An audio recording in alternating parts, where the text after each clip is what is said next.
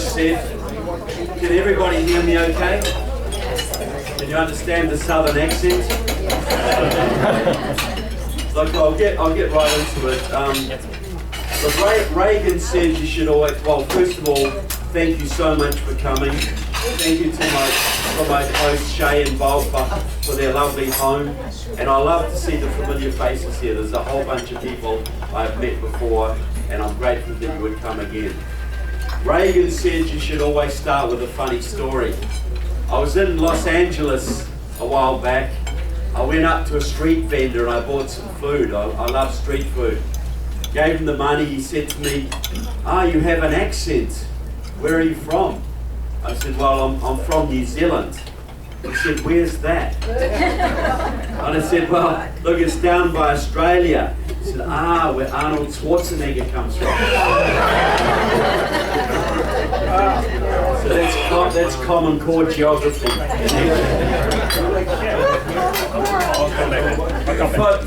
Folks always ask me, and I've been touring this country for years now, but folks always ask me, why do I care about the United States? And I say there are two reasons. The first is simple gratitude. My country was saved in World War II from invasion by the Japanese by the massive sacrifice of your fathers and uncles and grandfathers at the battles of Guadalcanal and the Coral Sea and Midway. And that's a very strong memory in my country, folks. The second reason is related, but it's a little more selfish. Ronald Reagan had it right. This is the last best hope for mankind. If you lose your constitution, your liberty, and your economic dynamism, and your military superiority, all of which are in grave danger, the bad guys of this planet, I'm talking Russia, China, Iran, Cuba, Nicaragua, Venezuela, North Korea, and their Islamic allies, and they are all allies, people. They will carve up this globe amongst themselves. And you see this unfolding now. You know, your allies, Israel and Germany and Britain and Canada and South Korea, Taiwan, Australia, they're all freaking out right now because they see that your president and your leadership, that they love the bad guys a lot more than they love the good guys. That's causing big instability, folks. You know, your allies are looking at you and they're thinking, is it worth being America's friend any longer? They saw what your president did to Poland and the Czech Republic. One of his first acts of office was to cancel the missile shield that was supposed to protect them from the Russians. Then they saw him abandon Georgia to the Russians. Then when there was a genuine rebellion in Iran against the mullahs, the Green Revolution, Obama stood back and thousands of people were left to die. And we have the problem we have today because of it. Then when the Communist Party of Egypt and the Muslim Brotherhood kicked out your ally Mubarak, Obama cheered them on. And now they are looking at the Ukraine, folks. And you have to remember what Napoleon said about the Ukraine. Whoever controls the Ukraine controls Europe. Whoever controls Europe controls the world. These are big stakes we are playing for here, folks, and most Americans aren't even engaged in the struggle. If you look at the Ukraine, they have a treaty signed in your Senate under Bill Clinton guaranteeing them American protection from Russian aggression. They gave up their nuclear arsenal in exchange for an American promise. And now that they need it, folks, where is it? So far, Obama has sent them a few $100 million of non-lethal aid and John Kerry. Who is John Kerry, folks? He's basically Jane Fonda with less testosterone.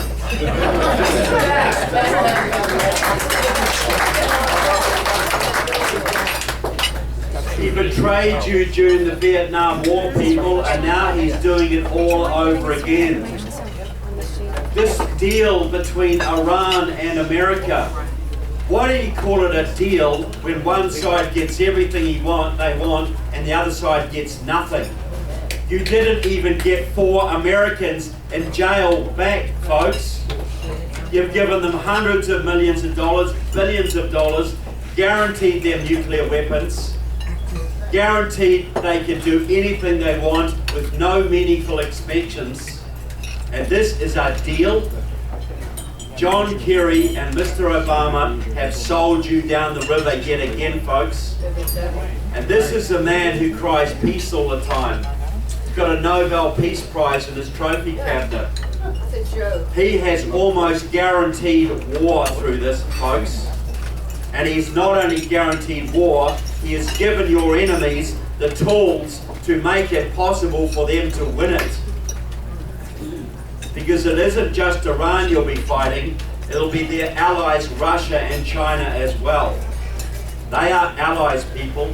They are allied in the Shanghai Cooperation Organization, a political, military and economic alliance. And their number 1 enemy is you, and their number 2 enemy is Israel. And now they are far, far further down the track of challenging you both. This is serious, people. Look, what's happening now is not about, it's not about a depression. You're Americans, you'll fight out of a depression. This is not even about losing some of your liberties. You're Americans and you'll fight back. But have you ever been in a position before where your commander-in-chief is alienating your allies, empowering your enemies, and gutting your military? Obama wants to cut your Navy back to pre-World War II levels, your Army back to pre-World War I levels. He's purging generals he doesn't like. He's driving thousands of good officers out of your military with the women in combat, the gay policy, and rock-bottom morale. He's cancelling weapon systems right, left and centre and blowing off military contractors with hundreds of thousands of years of experience in their ranks. Obama has abandoned Reagan's doctrine of peace through strength. What happens to your peace, folks, when you lose your strength? Do you think Putin would be trying to re-establish the old Soviet empire? Do you think China would be threatening the Philippines and Japan? Do you think Iran would be threatening Israel? Do you think ISIS would be committing unimaginable atrocities in Syria and Iraq if you had a Reagan in the White House today? But thousands of people are dying, folks, and the world is on the brink of major war because this country has twice elected an anti-American president. You got to realize Obama was mentored by pro-Soviet Marxists. Frank Marshall Davis in Hawaii, a Communist Party member, almost certainly a Soviet agent. Alice Palmer in Chicago, the woman who got him his first job in politics, a regular visitor to the Soviet Union, definitely a Soviet agent of influence. They were both peace activists, active in the peace movement. The peace movement has always been communist controlled. Its goal has always been to divide you from your enemies and to gut your military so their friends in Russia and China could rule this planet. What do you think? Would Frank Marshall Davis and Alice Palmer think of the job your president is doing on your military, folks? Be pretty darn proud, I think. People say Obama's just out of his depth. He doesn't understand foreign policy. He's just stupid. If he was just stupid, would he not make a mistake in your favour once in a while? I think the most significant thing your president said in his entire first term of office, when he was caught off mic in South Korea, thought no one was listening, with then Russian President Dmitry Medvedev. Yes, Mr. Medvedev, when I get re-elected, I'll have more flexibility to deal with you. Yes, said Medvedev, I understand. I will pass your message on to Vladimir. We are with you. How much more blatant does it need to get, guys? This is not an accident, what he's doing to your country. Now, my books, I've got a few copies here of my first book, Barack Obama and the Enemies Within. Now that's nearly 700 pages on Obama's Marxist, communist, anti-American ties. And as you can see, that is a very, very heavy book. And I got really sick of lugging it around the country, I can tell you. And I vowed and declared, it's what gave me the body I have today. I vowed and declared that my next book would be smaller and lighter. And this one is The Enemies Within, Communists, Socialists and Progressives in the US Congress. And guess what? Bigger. Because those commies just kept on coming, folks. The deeper I dug, the more I found. Now, people say, where do I get my information? Communists are atheists. Their only posterity are the papers and the work they leave behind them. So when they get old, they gather up all their papers from a lifetime, minutes of meetings, membership lists, and they donate them to a library. Because they think in 100 years' time, somebody's going to come and write a biography of this wonderful revolutionary. And they think we are too dumb and stupid to go and look at their material. But that's what I do, folks. I've been to libraries all over your country with my camera, and I take photographs of what they leave, and it is damning, people. Democratic congressmen going to their meetings, taking their instructions. It happens all the time. But the book is really about the two big secrets of modern communism. The first secret, I think they borrowed from the devil, because we all know that the cleverest thing the devil ever did was to convince people he doesn't exist. And what have the communists been telling you in the last 20 years, folks? Pretty much the same thing, right? Well, you can trust them just as much. Now, the second big secret of modern communism, which is hardly ever discussed in the thousands of books on the subject, it is the ability of a tiny Marxist party, maybe a few hundred comrades strong. It is their ability to influence and even control the legislative process in their country. In other words, to write the laws. So what I'm saying is, less than 20,000 card-carrying communists in this country are right now dictating the laws that control the lives of 320 million Americans. A little bit far-fetched, is it not?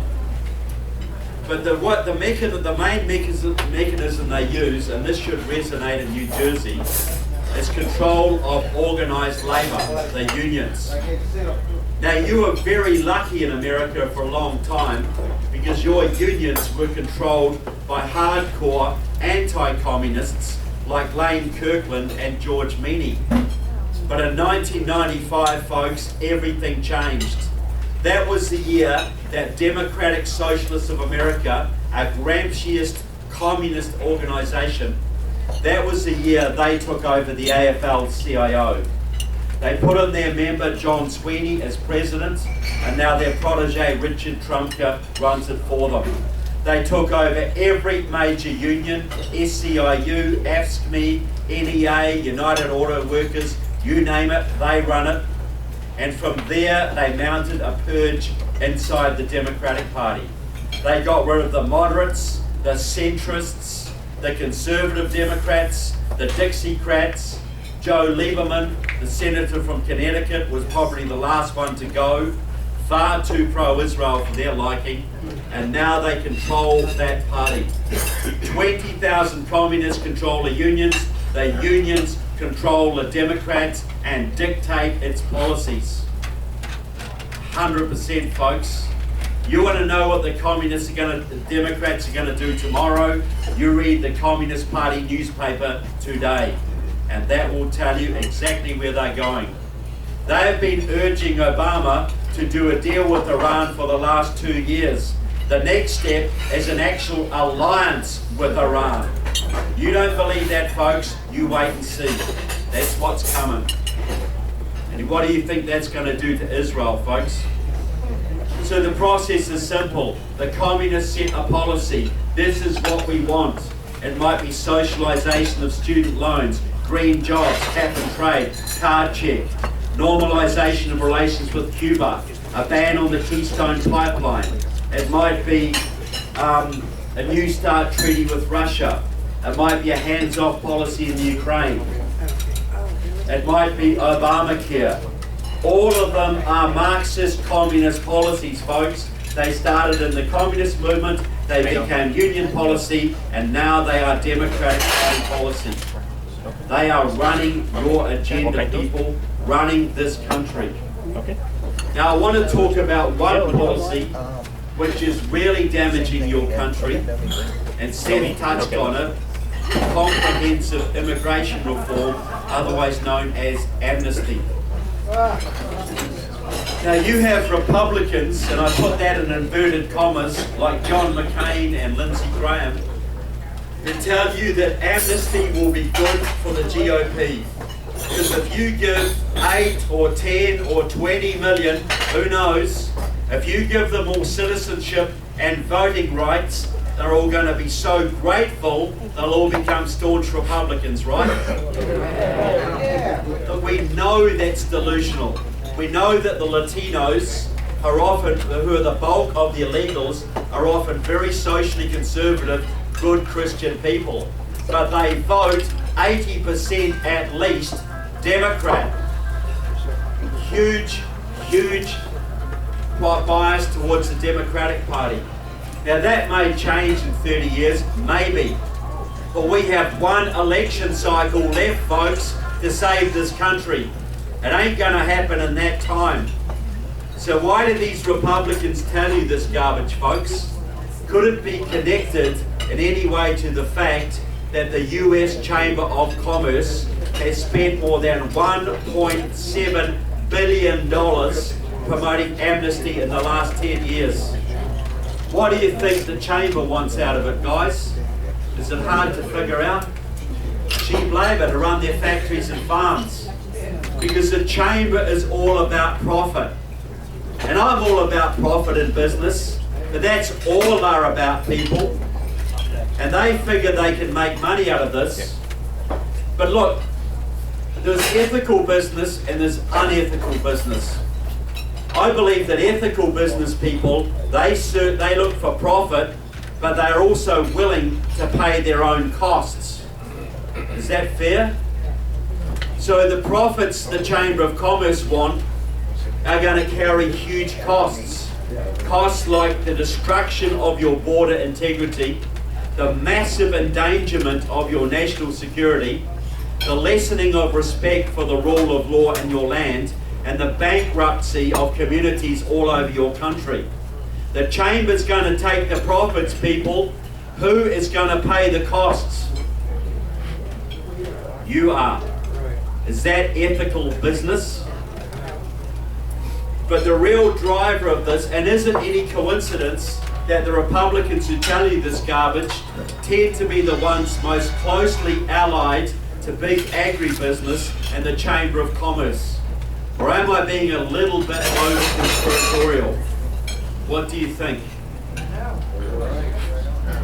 But the real driver of this is the communist movement.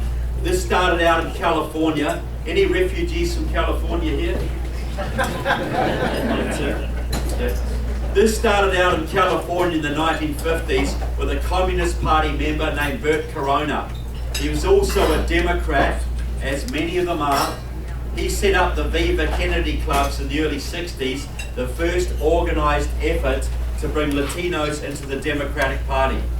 He also set up a whole network through the southern border states and Southern California, mainly with Saul Alinsky and Catholic Church money, a whole network of support groups for illegals. The purpose of these groups was to encourage illegals across the border, get them work in factories and farms, get them citizenship and voting. That was the goal, folks. Now, Corona trained a whole bunch of acolytes to carry on his work for him in California. 3 of them are very active there today. They work very closely together and they have transformed that state. The first one is Antonio Villagrosa, until recently the mayor of Los Angeles. A hardcore Marxist, he used to go down to Cuba to cut sugarcane for the Castro brothers. He turned Los Angeles into a sanctuary city. He forbade the LAPD from enforcing immigration laws, and the illegals flooded in the hundreds of thousands, changed the entire demographics of the state. Second member of this group, a Communist Party supporter named Gil Cedillo, until recently the Democratic head of the California State Senate. A big-time amnesty activist. He is the man who got the DREAM Act pushed through in California about 3 years ago, which gave all sorts of so-called rights to the children of what they call undocumented workers. Third member of this group, another Marxist, the most powerful woman in California in my opinion, Maria Elena Durazo, until recently the head of the California AFL-CIO. She is behind the massive union-driven and union-paid-for Latino voter registration drives and get out the vote efforts that have added hundreds of thousands of new Latino voters to the California rolls in the last 15 years. Almost all of them Democrats. The result of this deliberate program has been to turn California from a reddish purplish state to solidly blue. Now, all of the electoral college votes from California, the most popular state in this country, go straight to the Democrats every presidential election. Hugely important, folks. Now, the leader of the movement today, and I guarantee you've seen this man on TV wearing a purple shirt, leading an amnesty rally, or in the mall talking to the president when he did his hunger strike, goes to visit the president all the time. His name is Eliseo Medina.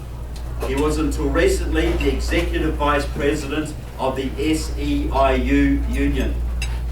He is a supporter of the Communist Party, served on Obama's Latino Advisory Committee. He is the man who got the amnesty bill pushed through your Senate about 3 years ago. He then worked with Luis Gutierrez, the Democratic rep from Illinois, to get a bill through the House. Gutierrez, incidentally, is a former member of the pro-Cuban Marxist-Leninist Puerto Rican Socialist Party.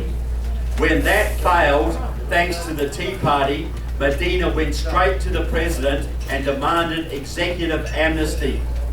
Hugely risky and unpopular move, but the president granted it. Hugely unpopular, folks. He knew it would probably cost him the Senate, but he still did it.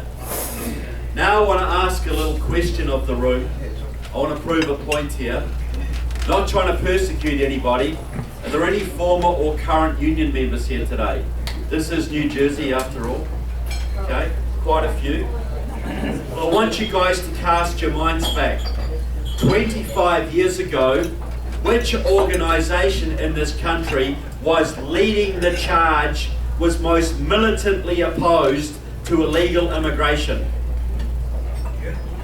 The AFL-CIO, Cesar Chavez and the farm workers. Cesar Chavez threatened publicly to kill illegals because of the jobs they were taking from his members. The unions had people on the border. They were constantly lobbying Congress to increase penalties on any employer caught employing illegals because of the competition. They knew they would drive wages down. They knew they would cost jobs. Very logical, very true. So in 2015, which organisation is leading the charge to legalize the illegals. Same people, it's the unions. So why were they militantly opposed to illegals 25 years ago, and now they're militantly pushing them? Well, the answer is this, very simple. 25 years ago, the unions were there to represent the interests of their members. In 1995, when they were taken over by Democratic Socialists of America and the Communist Party USA, their agenda changed to promoting Marxist revolution. The illegals are disastrous for union members. They cost jobs, they keep wages down, but that doesn't matter because they're great for the revolution, folks. The unions are selling out their own members every single day because the revolution comes first. And it's not easy to get union members to vote 100% against their own interests. It took Eliseo Medina, the Marxist, 5 years of hardcore lobbying inside the AFL-CIO to get them to flip their policy from anti-illegal to pro-illegal, which they did at their national convention in Louisiana in 2000. Can anybody make a seat for this senior lady here, possibly? The Marxists did it, folks. They were anti, now they're pro.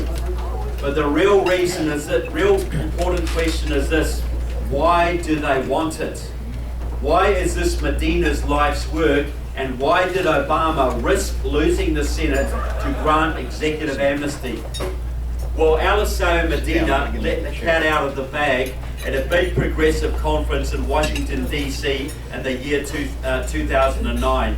I have him on tape, and I quote him directly in my book.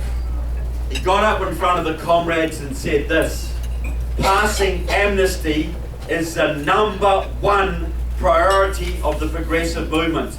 Not Obamacare, amnesty. We have to get citizenship and voting rights for our 11 million undocumented workers. And did he talk about compassion, reuniting families, giving immigrants a break, the American dream? Not a single bloody word, folks. All he said was this: in 2008, Latinos voted overwhelmingly for Obama and progressive candidates. If we stand by these people and get them citizenship and voting rights, they will stand with our movement. That will give us at least 8 million more Democratic Party votes. That will give us a governing majority, not just for the next few election cycles, but for the foreseeable future. In other words, forever.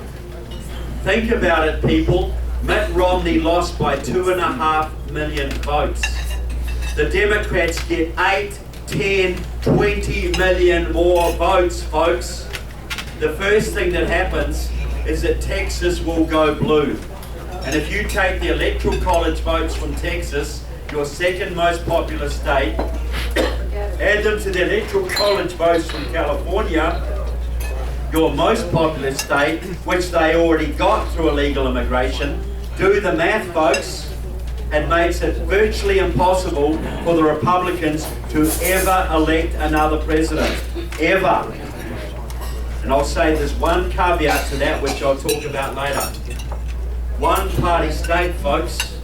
And if you think the Democrats are arrogant now, what do you think they'd be like with 8 million more votes in their pockets and the GOP permanently out of office? Would it just be the IRS they send after you? Would this country become like France or Germany, as some naive conservatives are still trying to tell you? Or would it become like Venezuela pretty quickly and Cuba not long after?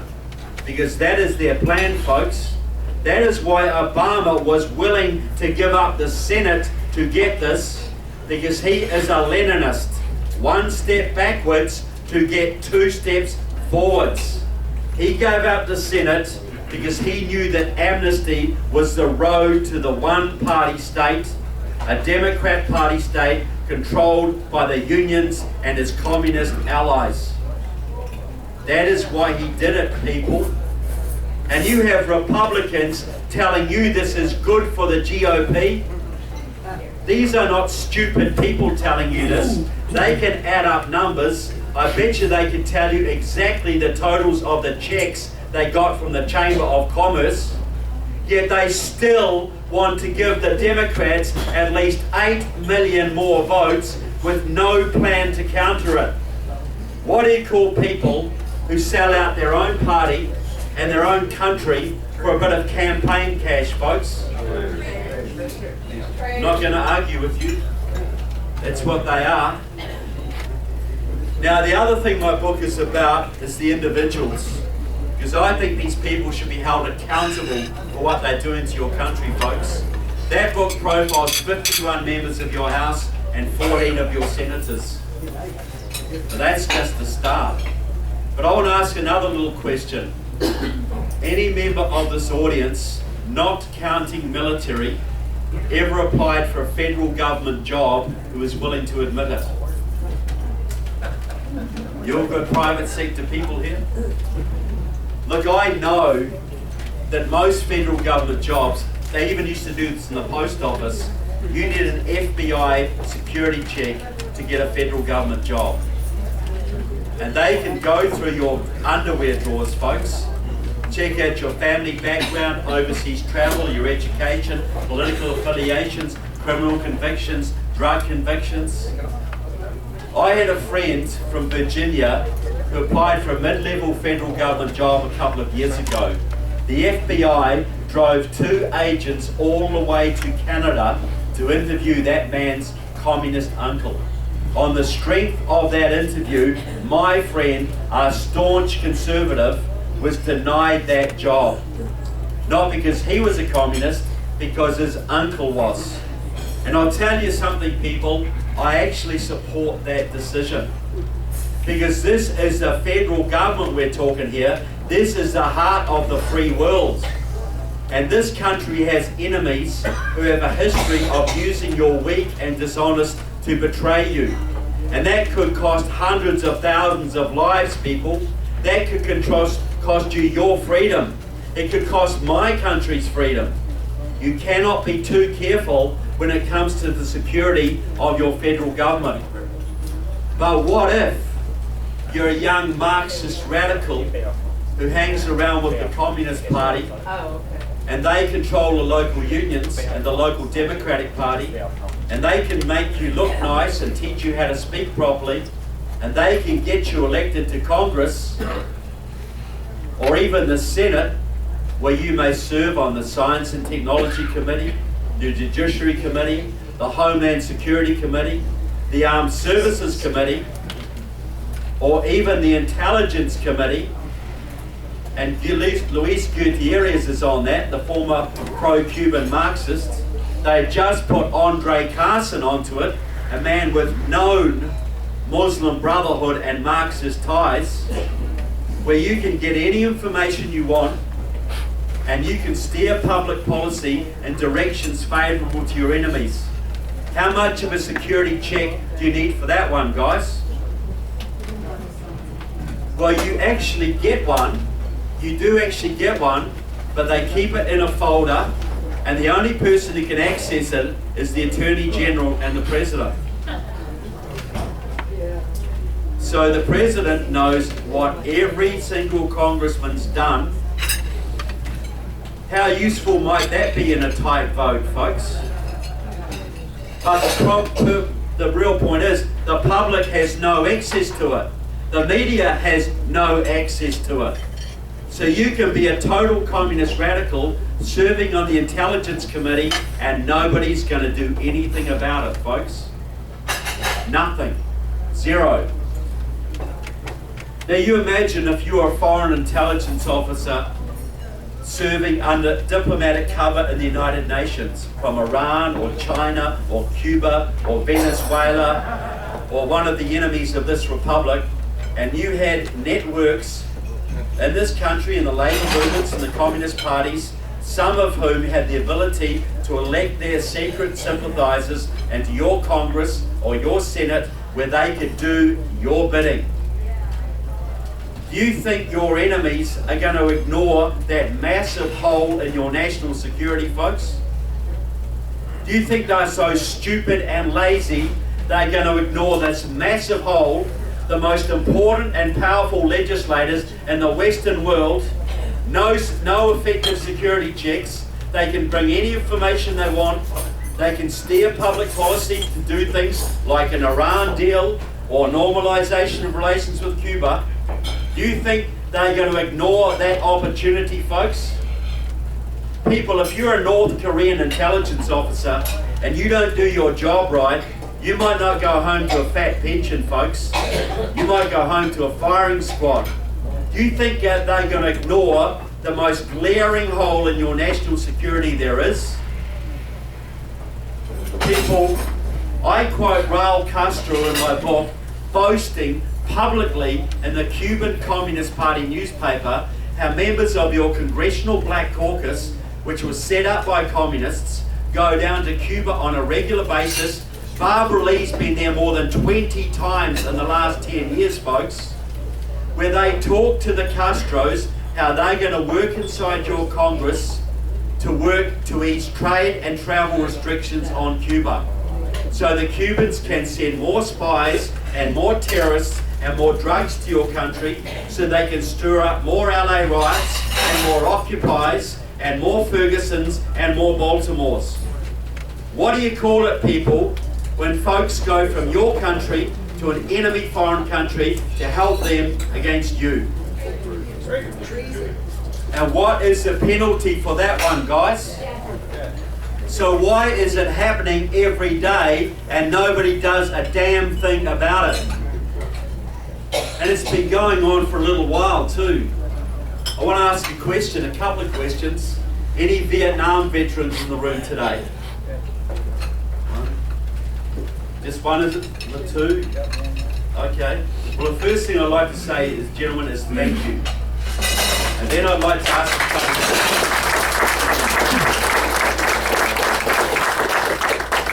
I'd like to ask a couple of questions, if I may. One of them is very dumb, but please bear with me.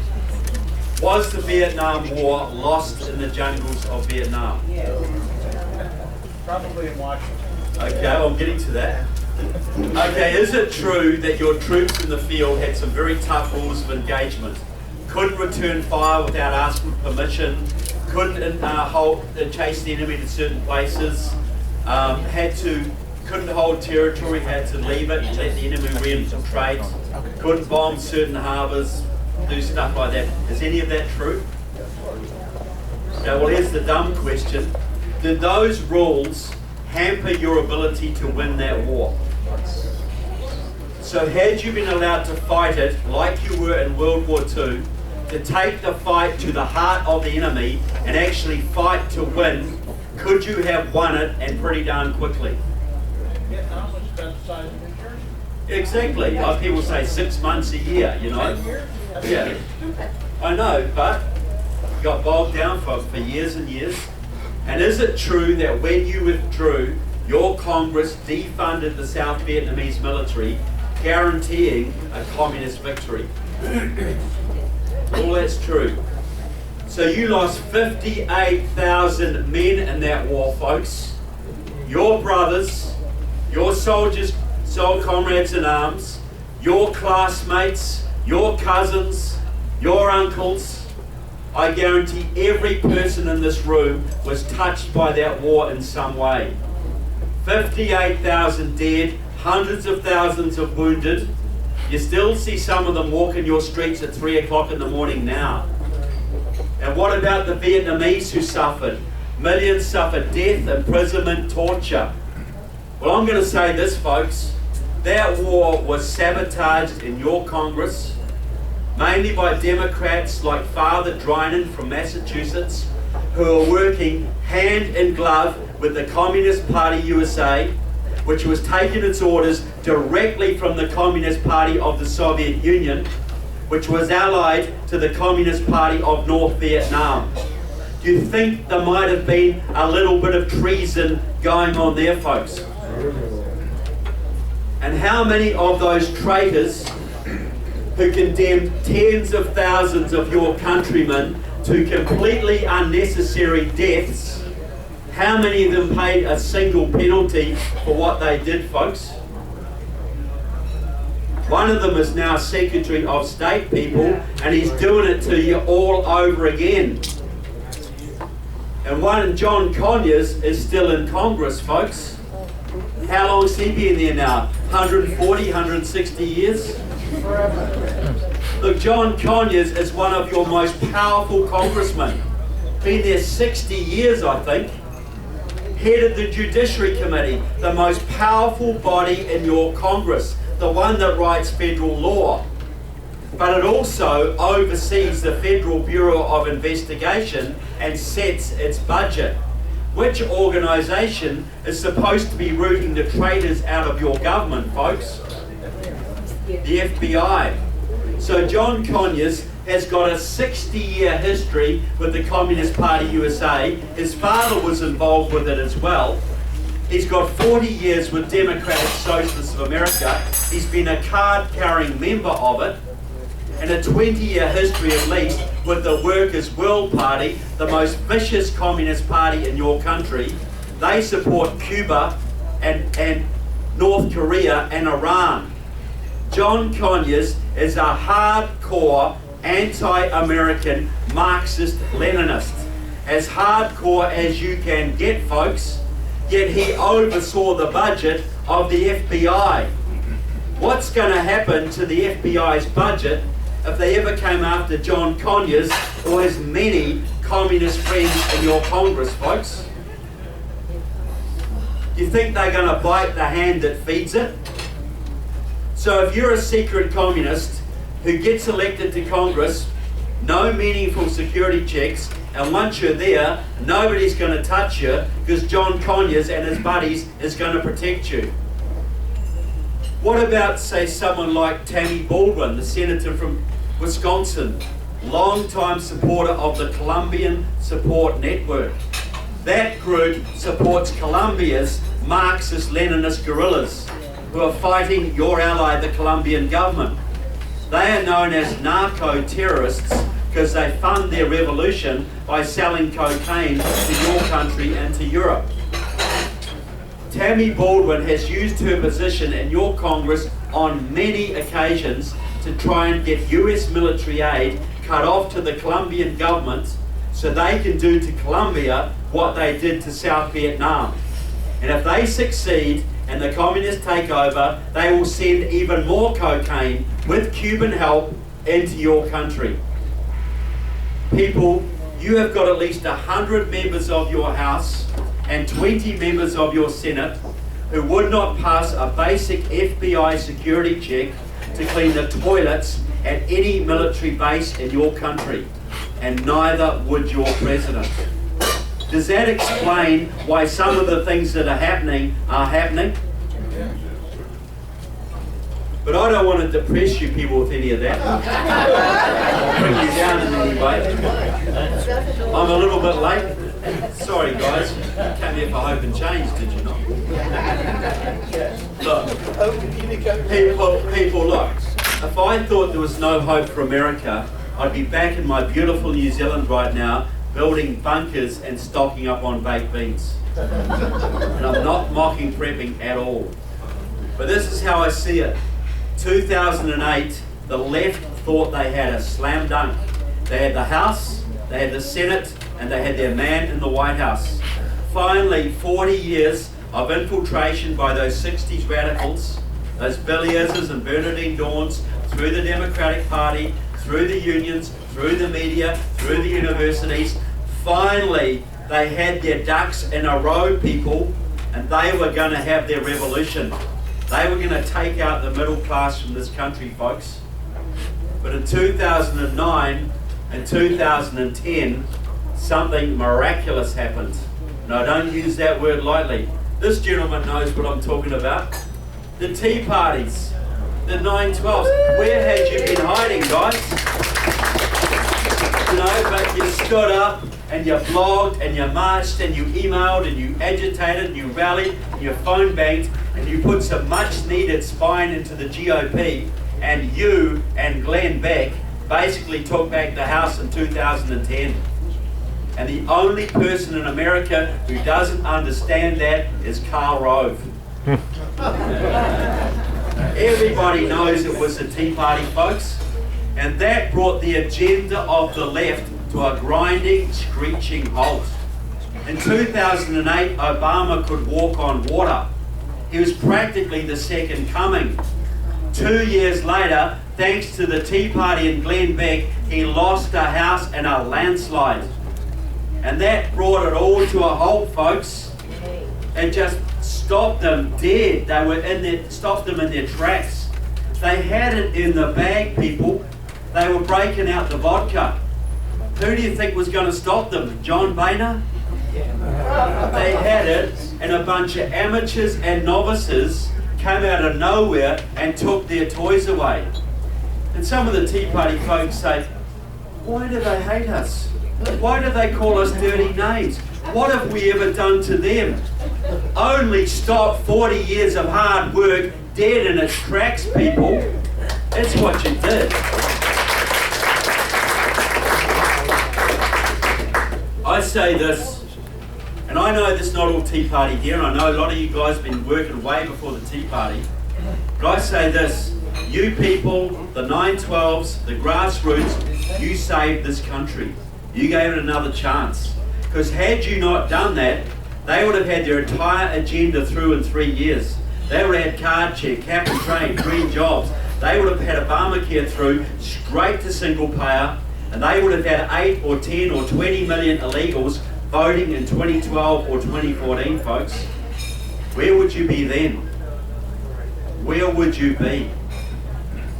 Now, I want to do something now that's normally considered very bad manners.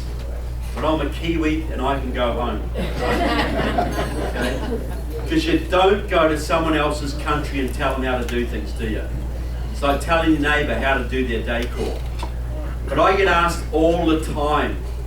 I've been all over your country, folks, spoken to 400 groups, probably plus, in 43 of the 57 states now.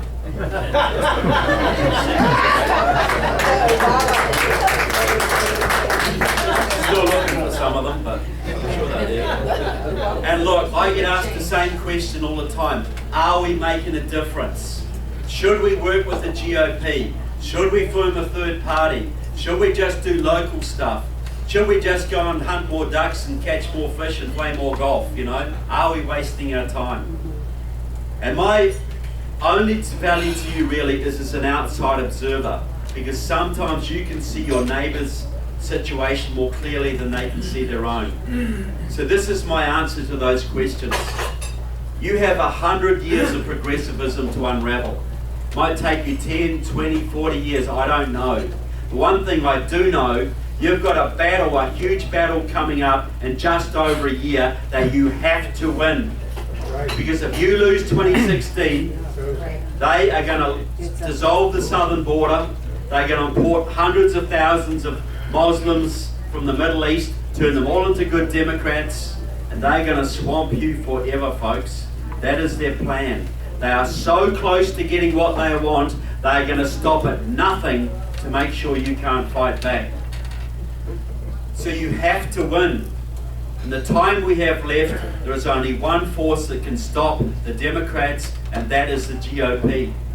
But the real big question is this: what will the character of that GOP be? Because if Karl Rove has his way, and he is allowed to give you a candidate like Jeb, Common Core is wonderful, illegal immigration is an act of love, Bush, you're toast, people. You are toast. Because the Tea Party will go off, the Republicans will split, the Independents will stay home or go Democrat, and either Hillary Clinton or Bernie Sanders or Julian Castro or even Pocahontas Warren will be your next president, folks. And you will be done. But if you have a candidate who is willing to fly the flag of your values, who is willing to put up his fist for the Constitution and to stick it to the establishment, maybe someone like a Ted Cruz, for instance,